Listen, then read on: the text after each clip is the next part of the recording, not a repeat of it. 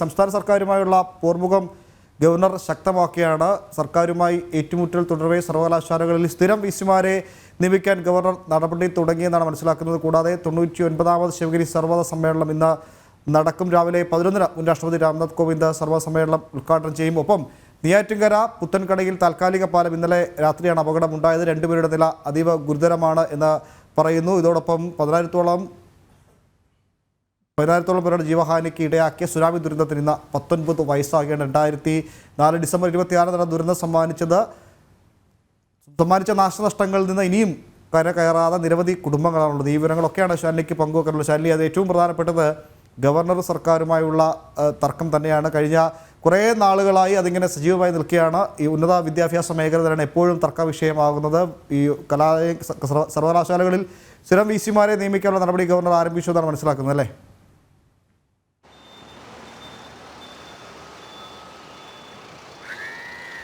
ഉമേഷ്, നമസ്തേ. ഉമേഷ് സൂചിപ്പിച്ചതുപോലെ തന്നെയാണ് ഒരുപക്ഷെ ഒരു പുതിയ പോർമുഖം ഗവർണറും സർക്കാരും തമ്മിൽ തുറക്കാൻ പോവുകയാണ്. പ്രത്യേകിച്ച് നമുക്കറിയാം, നിലവിലെ സാഹചര്യത്തിൽ ഗവർണർ സർക്കാർ പോര് അതിരൂക്ഷമായി തന്നെ തുടരുന്നൊരു സാഹചര്യമുണ്ട്. ഇതിന് തൊട്ടു പിന്നാലെയാണ് ഇപ്പോൾ മന്ത്രിസഭാ പുനഃസംഘടനയുമായി ബന്ധപ്പെട്ട രാജ്ഭവനിൽ സത്യപ്രതിജ്ഞ ചടങ്ങുകളൊക്കെ തന്നെ 29-ാം തീയതി ആരംഭിക്കാനിരിക്കുന്നത്. തൊട്ടു പിന്നാലെ നിയമസഭാ സമ്മേളനം വരുന്നുണ്ട്.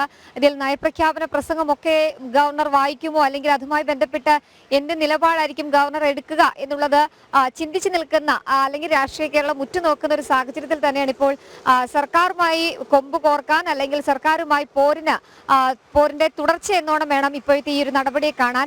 സർവകലാശാലകളുടെ വിസിമാരെ നിയമിക്കാൻ, പ്രത്യേകിച്ച് സംസ്ഥാനത്ത് 9 സർവകലാശാലകളിലാണ് സ്ഥിരം വിസിമാരില്ലാതെ നിലവിൽ വൈസ് ചാൻസലർമാരുടെ നേരിട്ടുള്ള പ്രവർത്തനങ്ങളും ഒപ്പം തന്നെ മറ്റ് നടപടികളുമായിട്ടൊക്കെ തന്നെ മുന്നോട്ട് പോകുന്നത്.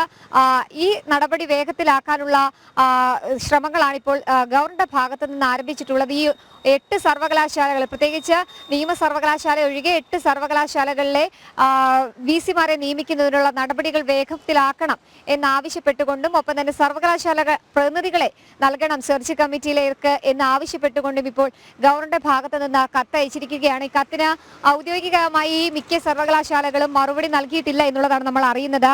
കേരള സർവകലാശാല, Kannur, MG, CUSAT, fisheries, Malayalam, KTU, കാർഷികം എന്നീ 8 സർവകലാശാലകളാണ് സ്ഥിരം വിസിമാരില്ലാതെ തുടരുന്നത്. ഈ സാഹചര്യത്തിലാണ് ഇപ്പോൾ ഗവർണറുടെ നോമിനിയും ഒപ്പം തന്നെ UGC പ്രതിനിധിയുമായിട്ടും സർവകലാശാലകളിൽ നിന്ന് പ്രതിനിധിയെ നൽകാൻ മിക്ക സർവകലാശാലകളും തയ്യാറാകാതിരിക്കുന്നത്. അതിൽ പ്രധാനപ്പെട്ട കാരണം എന്നുള്ളത് ഈ മിക്ക സർവകലാശാലകളിലെ ഭരണം അല്ലെങ്കിൽ സർവകലാശാല ഭരിക്കുന്നത് സിൻഡിക്കേറ്റ് ആണ്, ഇടത് സിൻഡിക്കേറ്റ് ആണ് എന്നുള്ളതാണ് ഏറ്റവും പ്രധാനപ്പെട്ട കാര്യം. സംസ്ഥാന സർക്കാരിന്റെയും ഒപ്പം തന്നെ സിൻഡിക്കേറ്റിന്റെയും ഒരു തീരുമാനം എന്നുള്ളത് നിലവിൽ പ്രതിനിധിയെ നൽകേണ്ട കാര്യമില്ല.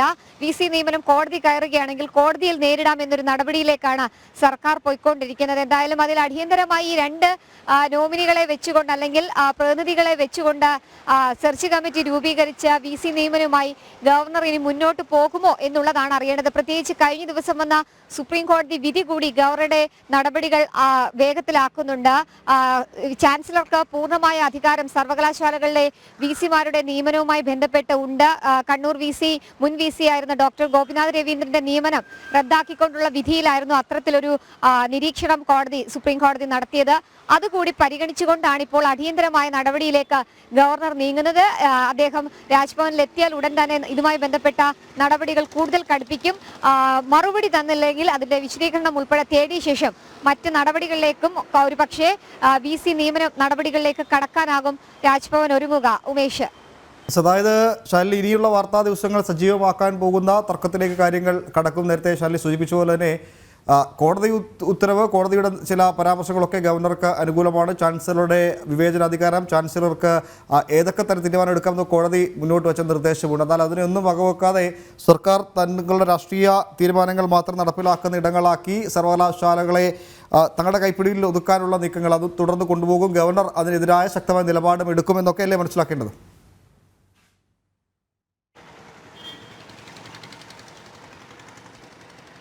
ഉമേഷ്, അത് തന്നെയാണ്. കാരണം ഒരു രീതിയിലുമുള്ള വിട്ടുവീഴ്ചയ്ക്കില്ല എന്നുള്ള നിലപാട് ഗവർണർ ഇതിനോടകം തന്നെ സ്വീകരിച്ചിട്ടുണ്ട്. പ്രത്യേകിച്ച് കഴിഞ്ഞ ദിവസങ്ങളടക്കം നമ്മൾ കണ്ടതാണ് ഗവർണർക്കെതിരെ രാഷ്ട്രപതിക്കും പ്രധാനമന്ത്രിക്കും ഉൾപ്പെടെ കത്തയക്കുന്ന ഒരു നടപടി. അത് സംസ്ഥാന സർക്കാരിന്റെ ഭാഗത്ത് നിന്ന് ഉണ്ടായതോടുകൂടി മുഖ്യമന്ത്രി ആ കത്ത് അയച്ചതോടുകൂടി ആ ഒരു പോര് മറ്റൊരു തലത്തിലേക്ക് നീങ്ങുകയും ചെയ്തിരുന്നു. ഇതിന് പിന്നാലെയാണ് ഇപ്പോൾ ഇത്തരത്തിൽ ചാൻസലറുടെ പൂർണ്ണ അധികാരം ഉപയോഗിച്ചുകൊണ്ട് സർവകലാശാലകളിലെ VC-മാരുമായിട്ടുള്ള നിയമനം. ഏകദേശം വർഷങ്ങളായി ഈ 8ഓളം സർവകലാശാലകളിൽ സ്ഥിരം VC-മാരില്ല.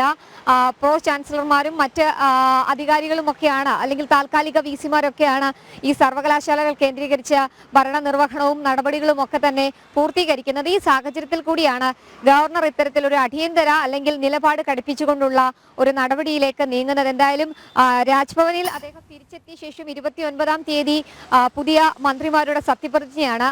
അതിനുശേഷം ഏത് തരത്തിലുള്ള നടപടികളിലേക്ക് ഗവർണർ കടക്കുമെന്നുള്ളത് ഒരുപക്ഷെ പ്രവചനാതീതമായിരിക്കും. എന്തായാലും അങ്ങനെയാണെങ്കിൽ അത് സംസ്ഥാന സർക്കാരിന് വലിയ രീതിയിലുള്ള ക്ഷീണമുണ്ടാക്കും. പ്രത്യേകിച്ച് ഈ നോമിനിയെ നൽകണമെന്ന് ആവശ്യപ്പെട്ടുകൊണ്ട് ഇത് 2ാം തവണയാണ് സർവകലാശാലയ്ക്ക് കത്തുകൾ അയക്കുന്നത്.